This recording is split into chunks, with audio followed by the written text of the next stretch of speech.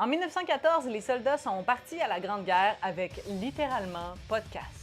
Et c'est là que l'acier a fait son entrée spectaculaire dans le domaine de la protection têtière, crânienne, testuaire. On a fait des casques en acier. Donc en 1914, les soldats allemands allaient se battre avec des casques à pointe en cuir bouilli, les Britanniques se promenaient avec des petites capines et les Français avec cette chose très stylée qu'on appelle un képi. Aucun de ces couvre-chefs n'était réellement adapté à la létalité des nouvelles armes de guerre. En 1915, on était tannés. C'est là que les casques d'acier sont arrivés. Mais pourquoi l'acier? Ou encore plus fondamentalement, qu'est-ce qui fait que le métal est le meilleur ami de l'humain depuis des millénaires et des millénaires? Le mystère de la puissance des métaux se trouve dans leur structure atomique. Les métaux sont aussi forts parce qu'au niveau atomique, ils sont imparfaits. On peut pas le voir à l'œil nu, mais dans les objets en métal, les atomes de métal s'assemblent en structures vraiment organisées qu'on appelle des cristaux. Les cristaux, c'est comme des châteaux de cartes. Mais à l'intérieur de chaque cristal, il y a ce qu'on appelle des dislocations. Des dislocations, c'est des endroits imparfaits où la structure cristalline est un petit peu fucked up. Et quand on plie du métal, en fait, ce qu'on fait, c'est qu'on force les dislocations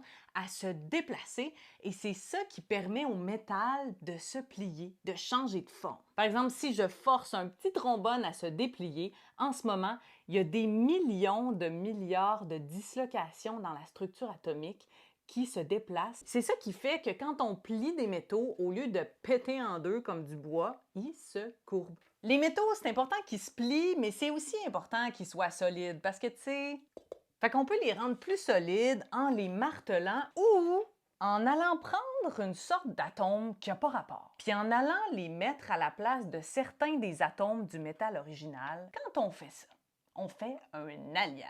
C'est comme si on prenait certaines cartes de notre château de cartes puis qu'on les remplaçait par des cartes de Uno. Mais ça, ce que ça fait, c'est que ça rend le château plus fort. L'acier, là, c'est un alliage qui consiste à prendre des atomes de carbone et à aller les squeezer entre des atomes de fer. À partir de 1915, les soldats français se sont fait donner le casque Adrien. En 1916, le Stahlen, casque allemand, a été distribué aux soldats, en commençant par les soldats qui étaient à Verdun. Et plus tard la même année, les soldats du Commonwealth se sont fait donner le Brodie.